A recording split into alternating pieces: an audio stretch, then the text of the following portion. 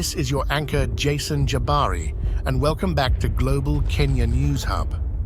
Today, our global feature takes us deep into the heart of Haiti, exploring the complex tapestry of historical struggles, governmental challenges, and recent events that have thrust this nation into the global spotlight. Our title tonight, Haiti Unveiled, Unraveling the Layers of Unrest and Hope.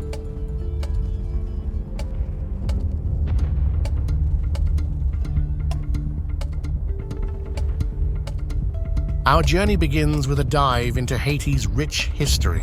Haiti, the island nation with a rich and complex history, now finds itself grappling with a resurgence of violence. Once a beacon of hope, the first independent black republic in the world, Haiti's story has been one of triumph over adversity. Yet the echoes of colonization, slavery, and political instability continue to resonate. The scars of the past, like the crippling debt imposed by former colonizers, have long hampered progress. This deepens the current crisis, where armed gangs exploit a weak government and a desperate populace, leaving the nation in a state of chaos. Haiti's government faces an uphill battle in controlling powerful gangs that have become a pervasive force. Rampant corruption and political instability have allowed these groups to thrive, contributing significantly to the current state of unrest. Widespread dissatisfaction among the Haitian people is fueled by economic hardships, political corruption, and a lack of essential services. The grievances find a voice in protests and demonstrations as citizens demand accountability and change. At the center of the turmoil is the infamous barbecue gang leader, whose brazen criminal activities have made him a symbol of the challenges facing Haiti. Understanding the motives and influence of such figures is critical to comprehending the dynamics of the current crisis.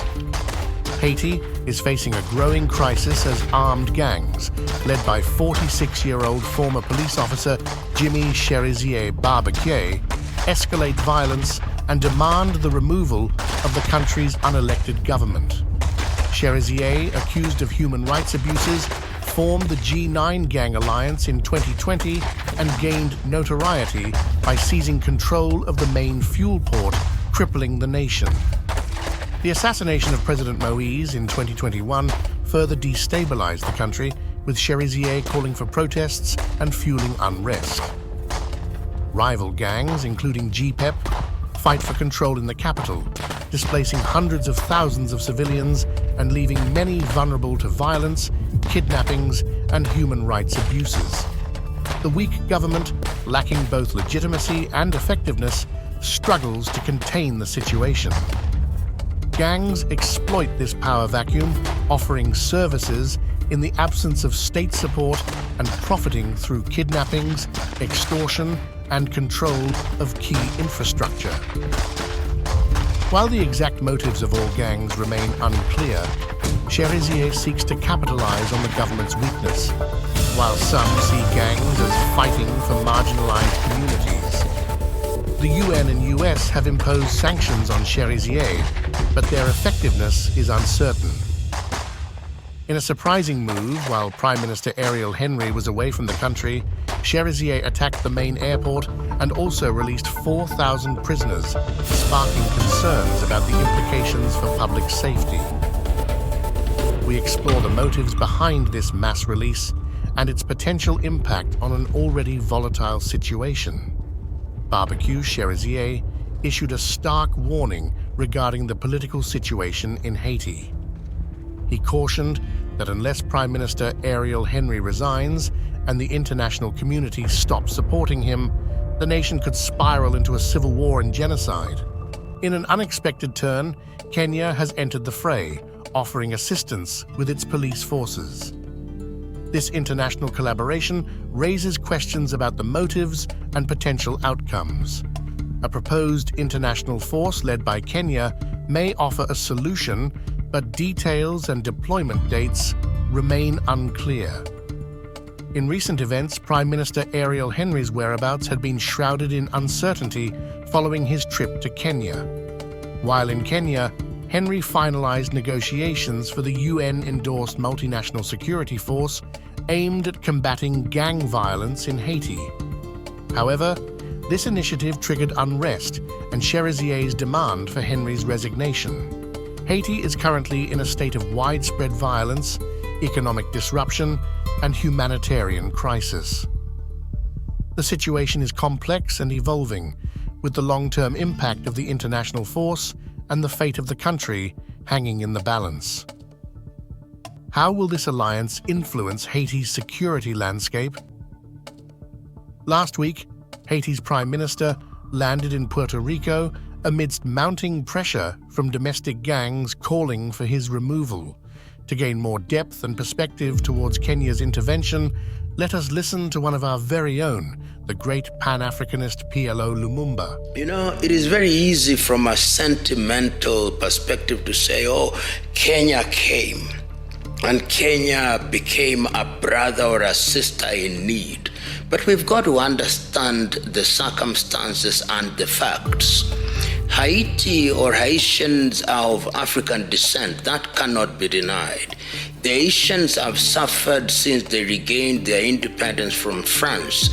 Haitians have suffered since they were effectively occupied by the United States of America. Haitians have continued to suffer under many gangs. Haitians had a dalliance with some kind of democracy during the governorship or the governorship of Jean-Baptiste Aristide. Haiti is suffering. But the question is it not proper that a major power such as the United States in the neighborhood should be the one that is present in Haiti? Is it not proper that those in the neighborhood such as Brazil and other countries are the ones that should be responding to this need? Is it not proper that African Union should be responding rather than Kenya, which has our own security problems internally? These are the questions that we must respond. You cannot let your house burning and you run after rats.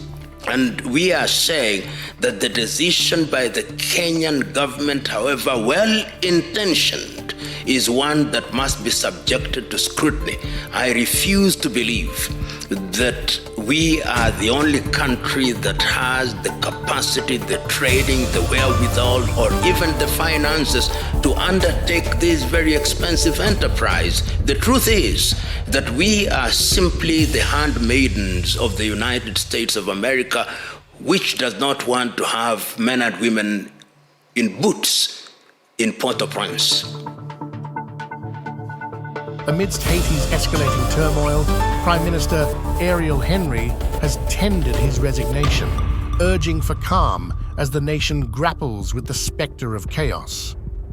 Despite this pivotal development, there remains a palpable silence from the powerful factions controlling Haiti, notably the influential figure Jimmy Barbecue Cherizier, who previously warned of the dire prospects of civil war should Henry remain in power.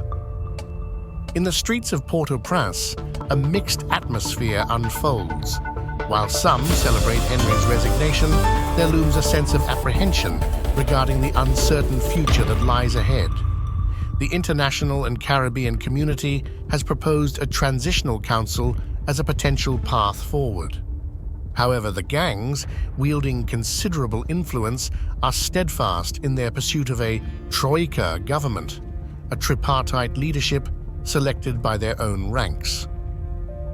Jamaican Prime Minister Andrew Holness, instrumental in orchestrating the negotiations that led to Henry's resignation, issues a stark warning, highlighting the grave risk of an all-out civil war if Haiti fails to navigate its tumultuous waters with prudence. Furthermore, regional leaders of the Caribbean Community and Common Market, CARICOM, convene in an emergency summit to address Haiti's political transition. With the support of the United States urging for an expedited process, discussions center on establishing a framework to restore stability amidst the chaos perpetuated by armed gangs and recurrently postponed elections. The transitional phase sees Henry's imminent replacement by a presidential council, boasting representatives from various sectors, including political coalitions, the business community, civil society, and religious leaders. Meanwhile, in a bid to quell the escalating violence, a nightly curfew has been enforced until Thursday, following intense clashes between armed gangs that ravaged the capital, Port-au-Prince, over the weekend. Stands at a crossroads, the implications of recent events loom large. From potential shifts in governance to the day-to-day impact on citizens, we examine the uncertainties that lie ahead.